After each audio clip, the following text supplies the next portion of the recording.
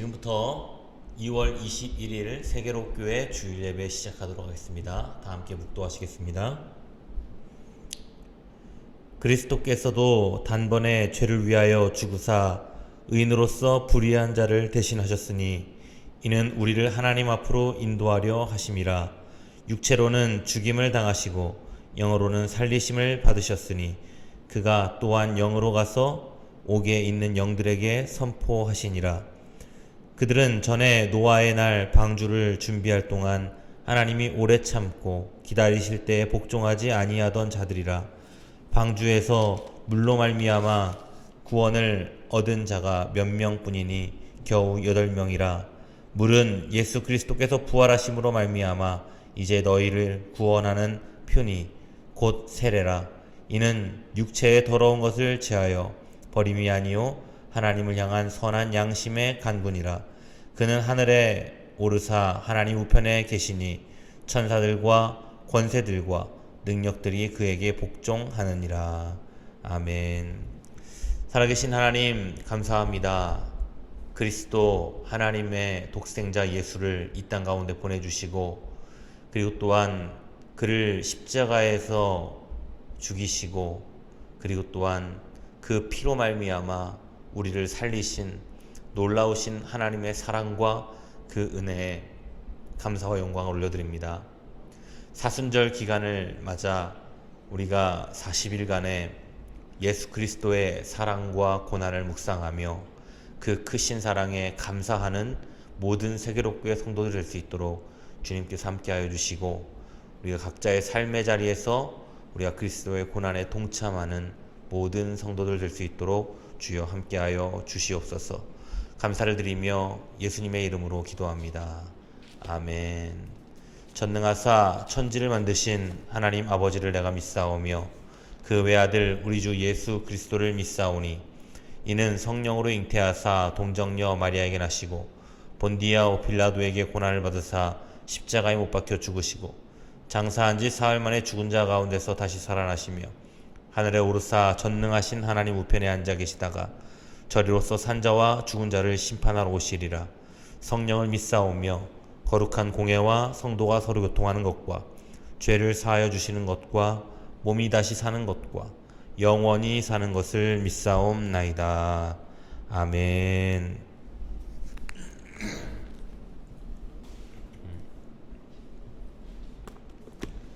네, 다 함께 찬송가 270장을 찬송하시겠습니다. 찬송가 270장입니다.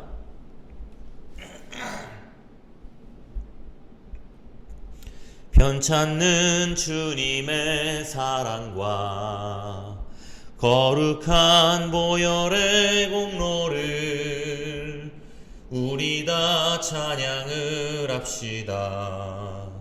주님을 만나볼 때까지 예수는 우리를 깨끗게 하시는 주시니 그의 피 우리를 눈보다 더 희게 하셨네.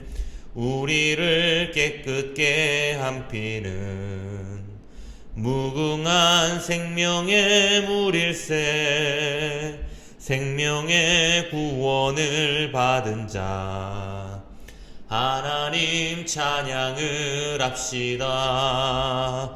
예수는 우리를 깨끗게 하시는 주시니 그의 피 우리를 눈보다 더 희게 하셨네. 주님의 거룩한 보혈을 날마다 입으로 간증해 담대히 싸우며 나가세. 천국에 들어갈 때까지 예수는 우리를 깨끗게 하시는 주시니 그의 피 우리를 눈보다 더 희게 하셨네.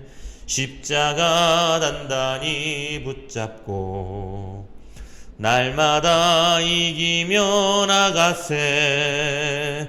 머리에 면류관 쓰고서 주 앞에 찬양할 때까지 예수는 우리를 깨끗게 하시는 주시니 그의 피 우리를 눈보다 더 희게 하셨네. 아멘. 네, 이 시간 광고 말씀드리도록 하겠습니다. 네, 지금은 사순절 기간입니다.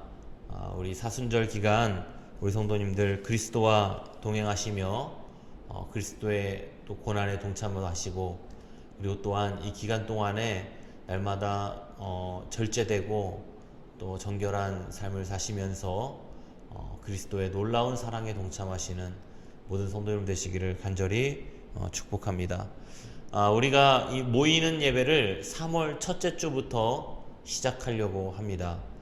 또 그때가 돼서 어떤 변화가 생길지는 또 모르겠지만 3월 7일 정도면 좀 여유 있게 모일 수 있겠다라는 생각이 들어서 우리 3월 7일 3월 첫째 주부터 모여서 우리 함께 예배 드리도록 하겠습니다.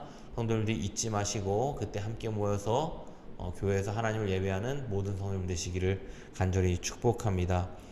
네, 오늘도 봉헌은 우리 온라인으로 하도록 하겠습니다. 성도님도 온라인으로 정성껏 준비하신 예물을 하나님께 올려드리시면 되겠습니다. 네, 이 시간 기도문을 낭독하고 봉헌 기도를 한 다음 주기도문 하도록 하겠습니다. 새롭게 성도들이 삶의 자리에 예배를 세우게 하소서. 날마다 말씀 묵상과 기도하는 삶을 살게 하소서. 삶의 현장에서 그리스도의 증인이 되고 복음을 전하게 하소서. 담임 목사님이 영육간에 강건하게 하시고 가정이 복되게 하소서. 각 가정이 회복되게 하시고 믿음의 가정이 되게 하소서. 병든 자, 가난한 자, 상처받은 자들이 회복되게 하소서. 세계롭교회 부흥과 회복을 허락하여 주옵소서. 다음 세대 사역을 위하여 교회 학교가 세워지게 하소서. 전교인이 다 함께 지역 전도에 힘쓰게 하시고 동탄이 복음화되게 하소서. 비전 2025로 함께 교회를 세워 나가게 하소서. 아멘. 살아계시고 역사하신 하나님 아버지 감사합니다. 우리가 이 사순절 기간을 하나님 어떻게 보내야 할지 하나님 우리가 날마다 마음으로 고백하고 또한 생각은 하지만 하나님 우리가 세상 가운데 살아가면서 이러한 일 저런 일을 겪으며 하나님 우리가 거룩하고 정결한 삶을 살아가지 못했음을 고백합니다. 주님, 언제나 우리 가운데 주님을 사랑한다는 입술의 고백이 있지만 실질적으로 우리의 삶의 문제들이 하나님 우리를 엄습해올 때가 너무나도 많습니다. 주님께서 우리를 도와주시고 우리와 함께 동행하여 주셔서 악하고 정결하지 못한 것들을 하나님 우리가 바라보지 아니하고 오로지 주님의 사랑과 그 주님의 은혜와 그리스도의 놀라우신 그 축복만이 우리 가운데 가득하고, 그리고 또한 우리가 그것만을 바라보며 주님을 따라갈 수 있는 모든 세계롭게 성도들이 될 수 있도록 주여 함께하여 주시옵소서. 오늘 하나님께 감사의 예물을 드리는 귀한 손길들이 있습니다. 하나님 그 손길 위에 하나님의 한량없는 축복을 더하여 주시고 주님의 놀라운 은혜가 그들을 통하여서 온 열방 세계 곳곳까지 뻗어나가는 놀라운 역사를 경험하게 하여 주시옵소서. 하나님 몸이 아프고 그리고 또한 경제적으로 어렵고 또한 상처받은 많은 영혼들이 있습니다. 하나님 그들을 축복하여 주시고 그들이 그 삶의 모든 문제에서 회복되어 이 땅 가운데서 하나님을 찬송하며 하나님을 예배하며 살아가는 그런 고백이 있는 자들로 다시 한 번 더 일어날 수 있도록 주님 함께하여 주시옵소서. 전 세계의 기근과 재난과 아픔으로 어려워하는 많은 사람들이 있습니다. 하나님 그들을 축복하여 주시고 그들이 그리스도를 알아 영원한 하나님 나라를 경험하며 하나님의 사랑과 은혜를 체험하는 모든 귀한 영혼들 될 수 있도록 하나님 함께하여 주시옵소서. 주님께서 우리에게 부어주실 축복과 은혜에 감사를 드리며 예수님의 이름으로 기도합니다. 아멘. 하늘에 계신 우리 아버지시여, 이름이 거룩히 여김을 받으시오며 나라의 임하옵시며 뜻이 하늘에서 이루어진 것 같이 땅에서도 이루어지리다. 오늘날 우리에게 일용할 양식을 주옵시고 우리가 우리에게 죄 지은 자를 사하여 준 것 같이 우리 죄를 사하여 주옵시고 우리를 시험에 들게 하지 마옵시고 다만 악에서 구하옵소서. 대개 나라와 권세와 영광이 아버지께 영원히 있사옵나이다. 아멘. 네, 우리 하나님 말씀 보도록 하겠습니다. 오늘 우리에게 주신 하나님 말씀 마태복음 24장 1절부터 14절까지의 말씀입니다. 마태복음 24장 1절부터 14절까지의 말씀입니다.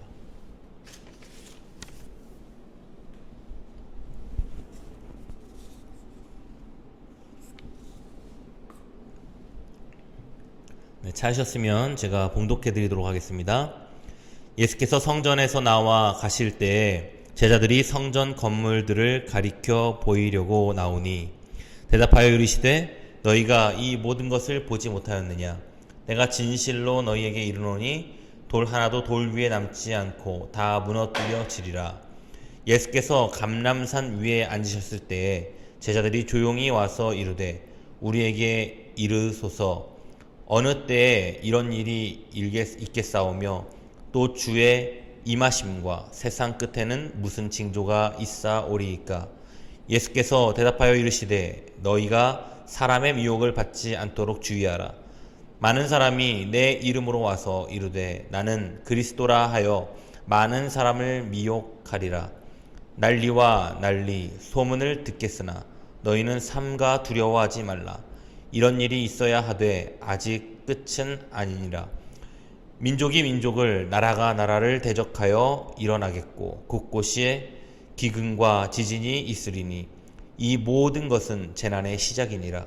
그때에 사람들이 너희를 환난에 넘겨주겠으며 너희를 죽이리니 너희가 내 이름 때문에 모든 민족에게 미움을 받으리라. 그때에 많은 사람이 실족하게 되어 서로 잡아주고 서로 미워하겠으며 거짓 선지자가 많이 일어나 많은 사람들을 미혹하겠으며 불법이 성함으로 많은 사람의 사랑이 식어지리라. 그러나 끝까지 견디는 자는 구원을 얻으리라. 이 천국 복음이 모든 민족에게 증언되기 위하여 온 세상에 전파되리니 그제야 끝이 오리라. 아멘. 할렐루야. 네, 오늘 예배드리시는 모든 성도님들의 가정 위에 하나님의 크신 은혜가 임하기를 간절히 축복합니다. 네, 우리 옆에 있는 우리 가족들과 우리 다 함께 인사 나누겠습니다. 주님의 이름으로 사랑하고 축복합니다. 시작. 네, 오늘 마지막 때를 준비하는 성도의 자세라는 주제로 하나님 말씀 함께 나누도록 하겠습니다. 제가 뉴질랜드에 있을 때 교회에서는 전도사로 제가 사역을 하고 있었습니다. 그런데 이 전도사라는 신분으로는 그 나라에 머무를 수가 없었어요. 그래서 그 나라의 이 신분을 이제 받아야 되는데 그게 뭐냐면 스튜던트라는 제가 신분을 받았습니다. 뉴질랜드를 들어가는 방법은 굉장히 다양합니다. 먼저 이 관광으로 들어가는 코스가 있겠죠. 아무런 비자도 발급받지 않고 그냥 가면 3개월까지는 머물면서 관광을 할 수 있습니다. 만약 그 이상을 머물려고 한다면 몇 가지 방법이 있어야 하는데 유학을 하는 이 스튜던트의 자격을 갖추거나 또 일을 하는 워크 비자를 받아야만 그 나라에서 3개월 이상 머무를 수가 있는 것이죠. 저는 그 당시 랭귀지 스쿨을 등록했습니다. 물론 교회에서 전도사로 저를 쓰려다 보니까 직분이 필요해서 이제 랭귀지 스쿨에 집어넣고 거기에서 이제 유학생의 자격으로 그 나라에 제가 있었던 겁니다. 그런데 자격이 스튜던트나 이 워크 비자 말고 그 윗단계의 자격들이 있습니다. 그게 바로 이제 영주권을 받는 거예요. 워크 비자를 받아서 일을 하며 사는 사람과 이 영주권을 받아서 사는 사람은 그 차이는 하늘과 땅 차이라고 우리는 볼 수 있어요. 예를 들자면 이 부모님과 뉴질랜드에 이민을 와서 사는 청년이 있었는데 오자마자 영주권이 나오지 않습니다. 이 청년이 22살이 되도록 대학을 못 갔어요. 왜냐하면 워크 비자를 가지고 있었는데 이민자에게는 학비가 너무나도 비싼 겁니다. 그래서 이 가정은 영주권이 나오기만을 진짜 간절히 기다렸어요. 영주권이 나오면 학비가 지원이 되기 때문에 굉장히 저렴하게 대학을 다닐 수가 있었어요. 이 청년은 영주권이 나오고 나서야 대학을 가게 됩니다. 영주권을 받는다는 것만으로도 엄청난 축복이 주어지는 것이죠. 영주권은 일정한 조건을 갖춘 사람들에게 이 나라에서 영구적으로 머무를 수 있도록 자격을 주는 거예요. 그런데 이 영주권 위에 더 높은 자격 하나가 더 있는데 그게 바로 시민권입니다. 바로 이 시민권은 국적이 바뀌는 것을 의미합니다. 그래서 이 시민권을 받은 사람들이 뉴질랜드의 국민으로 인정이 되면 그때 이제 국방의 의무가 사라지게 됩니다. 저는 유학생 신분 스튜던트였기 때문에 뉴질랜드에서 정말로 서러울 정도로 누릴 수 있는 혜택이 없었습니다. 그때 저에게 찾아온 그 서글픔은 이루 말할 수가 없었어요. 가장 서글펐던 거는 이제 아팠을 때였는데 이 조금만 아파도 얼마나 돈이 많이 드는지 모릅니다. 병원비가 상상을 초월해요. 유학생이라는 이 신분은 정말로 서글펐어요. 이 한국에 돌아와야겠다고 생각했던 가장 큰 이유도 바로 이런 이유가 정말 컸습니다. 국가가 나를 위해서 해준 게 뭐야? 라는 말을 많이 하지 않습니까? 여러분, 국가가 나를 위해서 해주는 거 많습니다. 일단 나의 신병과 자국민을 보호하고 있다는 것만으로도 여러분 굉장히 큰 거죠. 국가가 국가의 역할을 못하고 나라가 망해버리게 된다면 그렇다면 그때부터는 아무런 보호도 받지 못하는 난민 신세가 되어버리는 겁니다. 그런데 예수님께서 예루살렘의 멸망을 예언하고 계십니다. 오늘 돌 위에 돌 하나 남지 않고 다 무너뜨릴 것이다 라고 예언을 하고 계십니다. 이 말이 무엇입니까?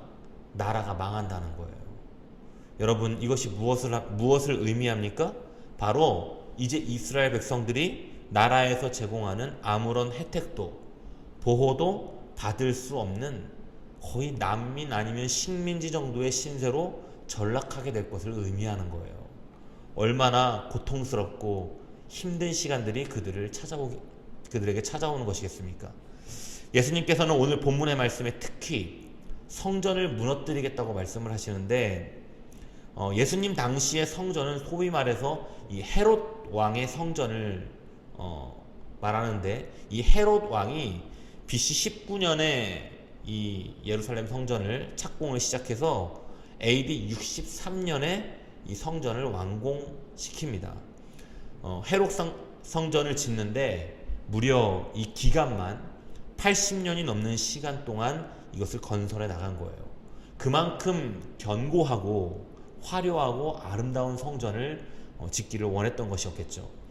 그 성전이 얼마나 아름답고 화려했으면 당시 사람들 사이에서는 이런 말이 유행을 할 정도였다고 합니다. 헤롯 성전을 보지 못한 자는 그의 평생에 아름다운 건물을 봤다고 말할 수 없다 라고 말이 돌 정도로 당시 사람들에게 예루살렘 성전은 그들의 자랑이며 자부심이 될 정도로 그 정도로 웅장하고 아름다웠었다고 해요. 그런 사람들에게 예루살렘 성전이 파괴가 된다는 것은 상상도 할 수 없는 아주 끔찍한 일이었겠죠. 예수님이 이 성전이 무너질 것이라고 예언을 하셨던 것입니다.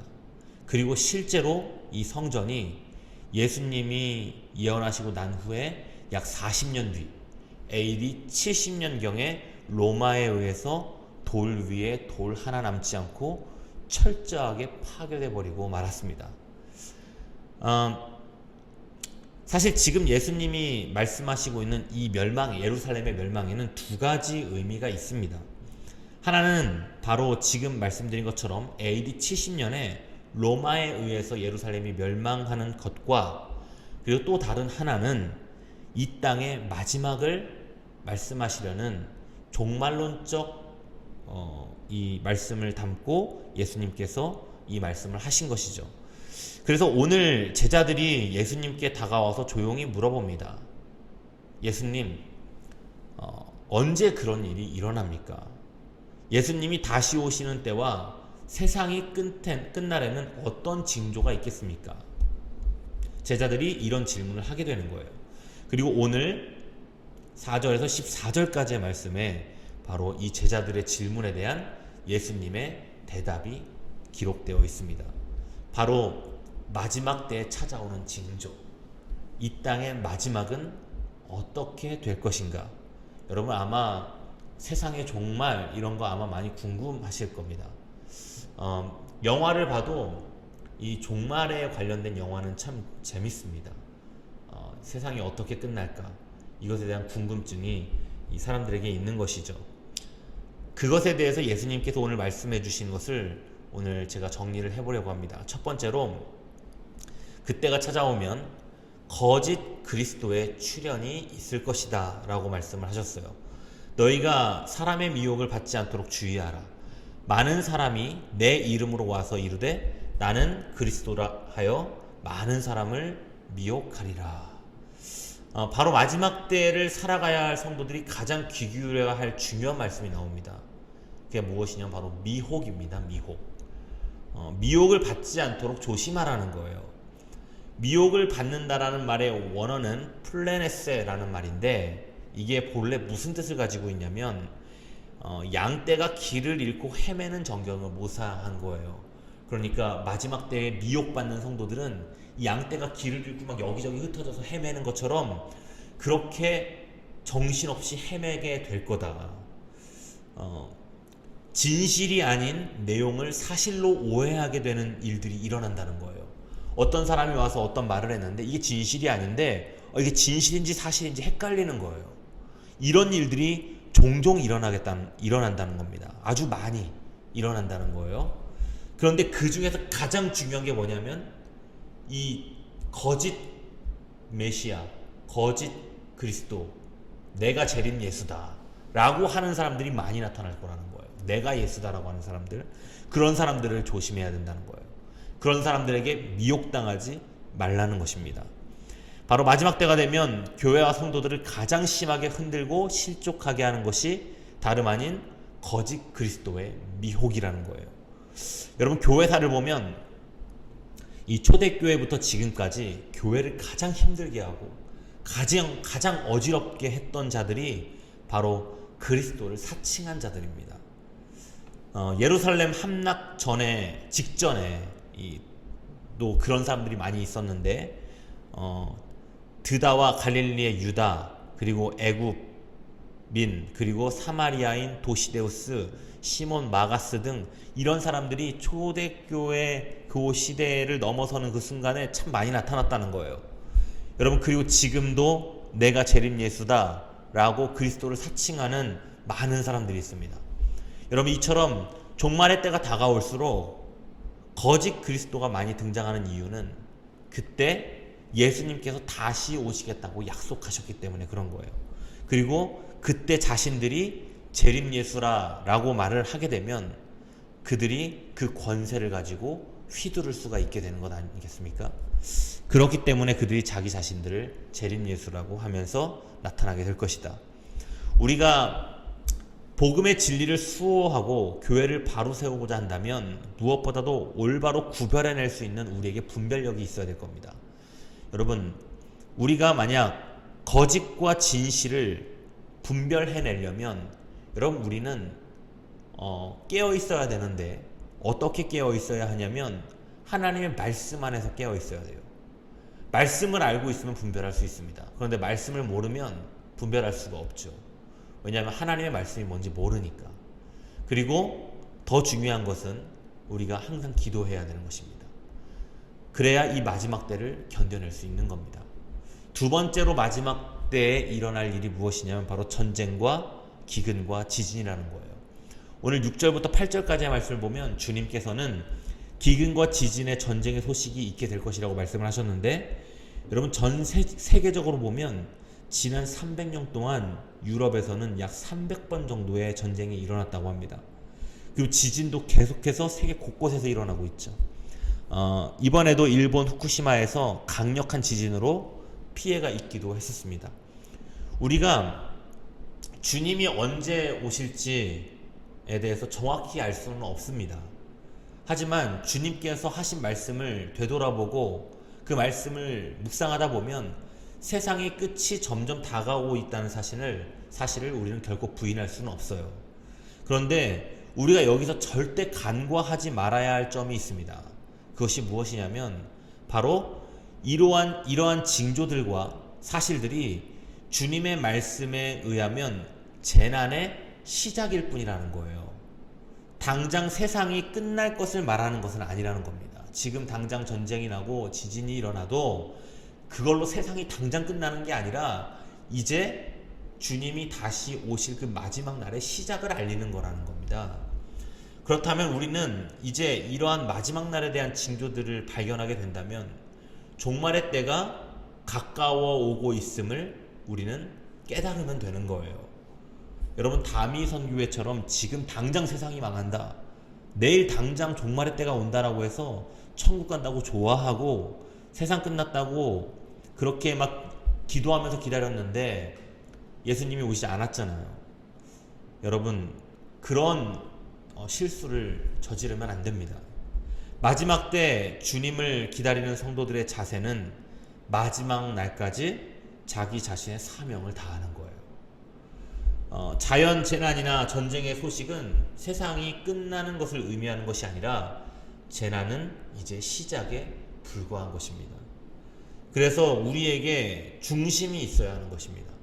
재난과 기근 소식에 막 두려워서 떨고 막 흔들리고 내가 하고 있는 사역에 충실히 감당할 수 없어진다면 그거는 성도의 자세가 아닌 것입니다. 성도는 재난과 기근 이런 것들이 닥친다 하더라도 흔들리지 않고 중심을 지키면서 내가 하고 있는 사역을 담대하게 충실히 감당하는 것, 그런 성도의 자세가 정말로 마지막 때를 기다리는 성도의 자세이죠. 세 번째로, 이 세상이 성도들을 박해할 거라는 거예요. 여러분, 그리스도인들이 세상 사람들에 의해서 핍박을 받게 된다고 합니다. 예수님은 바로 그때 많은 성도들이 시험에 빠지게 될 거라고 말씀하셨어요. 많은 성도들이 시험에 빠지게 된다는 것은 많은 성도들이 교회를 떠나갈 가능성이 크다는 거겠죠. 예수님의 이름을 위하여 성도들이 모든 민족에게 미움을 받는다고 했습니다. 1세기 기독교는 로마뿐만 아니라 당시 이 지중해 연안으로 막 쭉쭉 뻗어나가고 있는 그런 상황이었습니다. 여러분, 그런데 1세기 기독교의 확정 과정 속에서 이게 부딪히는 문제가 굉장히 많았는데, 그 당시에 그 지역이 그리스, 아테네 요 일대가 철학과 문화가 굉장히 발달한 지역이었어요. 그러니까 철학과 문화가 발달했으니까 이 기독교가 들어오려고 할 때 굉장히 갈등이 심각했겠죠. 그래서 이 종교와 철학과 문화 사이의 이 심각한 갈등 때문에 이 복음이 뻗어나가는데 굉장히 큰 어려움이 있었습니다. 사도행전과 바울서신에는 이러한 문제가 많이 나타나고 있어요. 이러한 일들은 여러분 1세기 상황에서만 나타나는 현상이 아닙니다. 세상이 끝날 때까지 모든 시대, 모든 나라에서 종교적 불화가 지속될 것이고 계속해서 이런 일들이 반복해서 일어날 거라는 겁니다. 그러한 상황 속에서 사람들이 시험을 당하고 불법이 더 많아지고 많은 사람들이 사랑이 식어갈 거라고 오늘 예수님이 말씀하고 계세요. 많은 사람이 시험에 빠지고 많은 사람들이 미혹을 당하고 많은 사람들이 불법을 행하고 많은 사람들의 사랑이 식어갈 것이다. 이게 마지막 때의 성도들에게 나타나는 현상이라는 겁니다. 여러분, 마지막 때를 살아가는 성도들의 영적인 환경을 분명하게 보여주고 있어요. 이 말씀을 보면 세상의 종말의 때가 이르게 되면 사랑과 하나됨의 공동체인 이 교회도 분열이 발생할 수 있다는 것을 말씀하고 있는 것이죠. 실로 이 같은 교회 내부의 분란이야말로 성도가 맞이하는 가장 큰 위험이고 치명적인 징조이기도 합니다. 우리가 깨어있지 못한다면 우리도 이러한 영적인 풍조에 휩쓸릴 수 있는 위험이 있어요. 그래서 우리 세계롭게 성도님들은 언제나 늘 깨어 계셔야 돼요.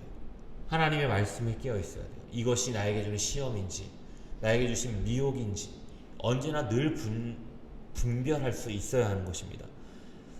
미국의 한 심리학회에서 행한 이 심리적 동조 이론이라는 것을 실험했던 적이 있습니다. 이 심리학회는 범죄자들에게 인질로 붙잡혀 있는 사람들이 오랜 시간이 지나면 그 범죄자들에게 동화되는 현상을 연구하고 싶었던 거예요. 그래서 이것을 실험했는데 어떤 실험을 했냐면 이 길이가 비슷하지만 서로 다른 초들을 세워놓고 한 사람에게 물었을 때 처음에는 이 길이가 다르다고 정확하게 이 사람들이 응답하지만 다른 사람들 모두가 이건 길이가 같다 라고 계속해서 주장하면 결국 길이가 다르다고 말했다는 사람도 길이가 같다고 대답을 하더라는 거예요. 다시 말하면 다수의 흐름 속에 결국 소수는 쉽게 동화되고 만다는 거예요. 여러분, 그러니까 우리가 우리의 주변을 돌아봐야겠죠. 왜 우리의 주변을 돌아봐야겠습니까? 내 주변에 누가 있느냐에 따라 내가 거기에 어디에 동조되느냐가 달려있는 거예요. 오늘날 내 주변에 많은 사람들이 불법을 행하고 시험에 빠질 때 우리가 깨어있지 않으면 어느새 그 흐름에 동조하게 될 위험이 큰 거죠. 그래서 우리가 사람을 잘 사귀어야 된다라는 말을 하는 겁니다. 친구를 잘 만나야 된다. 이런 얘기를 왜 하는 거겠습니까? 그들과 동조될 수 있기 때문에 그러는 거예요. 이 세상이 영적으로 어두워질수록 그 흐름에 동화되지 않도록 더욱 깨어 있어야 되는 거예요. 그리스도와 말씀에 닻을 내리고 더욱 기도에 힘쓰므로 말미암아서 세상의 어떠한 흐름에도 중심을 잃지 않는 성도가 되어야 하는 것입니다. 사랑하는 성도 여러분, 지금 이 시대를 마지막 때라고 볼 수 있겠죠. 마지막 때 주님이 언제 오실지, 종말은 언제일지 우리는 알 수는 없지만 오늘 예수님께서 그 끝이 언제인지를 말씀해 주고 계십니다. 마지막 때의 마지막, 주님이 다시 오시는 바로 그날, 세상이 멸망하는 날, 그날이 언제냐? 그날은 바로 천국 복음이 온 세상 모든 민족에게 증거되는 날이라고 합니다. 이 주님이 직접 말씀해 주신 겁니다. 이 말씀이 오늘 제자들이 주님께 질문한 내용의 가장 최종적인 답변입니다. 언제 세상의 끝이 오며 세상의 끝에는 어떤 징조가 있을 것인지를 묻는 제자들의 질문에 대하여 종말의 징조에 대해 말씀하시다가 진정 끝나는 날이 언젠지에 대한 대답을 하신 거예요. 주님의 재림과 세상의 종말은 세상 사람들이 흔히 생각하듯이 난리가 나고 천재지변이 일어나는 그날이 아니라는 거예요. 천재지변이나 난리가 나는 그 소식은 이제 재난의 시작일 뿐이고 세상의 끝이 왔음을 알리는 중요한 징조는 천국 복음이 세상 끝까지 전파되어야 되는 것입니다.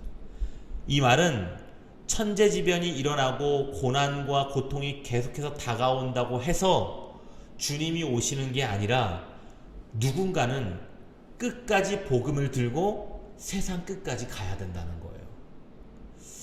다른 말로 바꿔서 말하면 코로나 시대든 전쟁의 시대든 전쟁과 기근이 일어나는 시대든 그리스도인들은 그러한 암흑과 고통스러운 시대 속에서도 생명의 소리가 되어서 세상에 알려야 된다는 겁니다.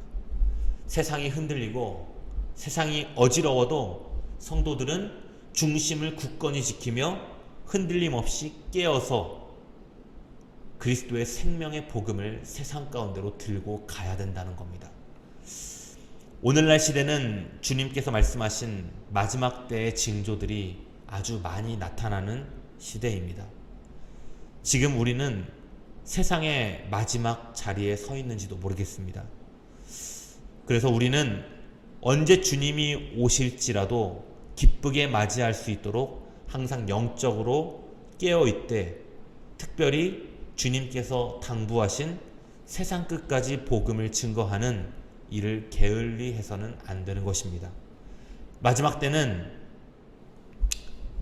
살아가는 성도들은 모든 것을 포기하고 수도원으로 들어가야 하는 것이 아니라 다미성교회처럼 모든 재산을 팔아서 내일 망하니 우리 무릎 꿇고 앉아서 교회에 모여서 기도하자 라는 것이 아니라 자기 자리에서 끝까지 사명을 다해야 되는 것입니다. 주님이 내일 당장 오신다 할지라도 나는 오늘 내 자리에서 가정을 돌보고 내 자리에서 직장에서 근무를 하며, 그리고 또한 그 자리에서 선한 영향력을 끼치고 복음을 전하는 일을 주님이 오시는 날까지 우리는 해야 하는 것입니다. 세상을 울리는 아름다운 복음의 소리가 되어서 이 땅 가운데 아름다운 그리스도의 소식을 전하는 모든 성도님들 되시기를 간절히 바랍니다. 모든 세계로교회 성도들이 각자 자기 자리에서 복음의 아름다운 소리가 되어 사명을 감당하시는 모든 성도들 되시기를 간절히 축복합니다. 기도하겠습니다. 살아계시고 역사하신 하나님, 감사합니다. 우리를 그리스도의 일꾼으로 불러주시고 이 마지막 때에 마지막까지 사명을 다하는 그리스도인으로 우리를 세워주심에 감사와 영광을 올려드립니다. 주님이 말씀하신 정말로 세상이 끝날까지 복음을 증거하라는 그 말씀에 순종하여 우리가 날마다 세상 가운데서 선한 영향력으로 승리하고 그곳 가운데서 그리스도의 복음을 증거하며 살아가는 모든 세계로교회 성도들 될 수 있도록 주님께서 함께하여 주시옵소서. 지금은 우리를 사랑하셔서 십자가에 못 박혀 죽으시고 부활하신 예수 그리스도의 은혜와 하나님 아버지의 끝이 없으시고 한이 없으신 사랑하심과 보혜사 성령님의 감화 감동하시는 놀라운 역사하심이 오늘 각 가정에서 예배드리는 성도들 한 사람 한 사람 머리 위에, 이들의 가정 위에, 이들의 직장 위에, 그리고 이들의 모든 기업 위에 이제로부터 영원토록 함께 하시기를 간절히 축원하옵나이다. 아멘.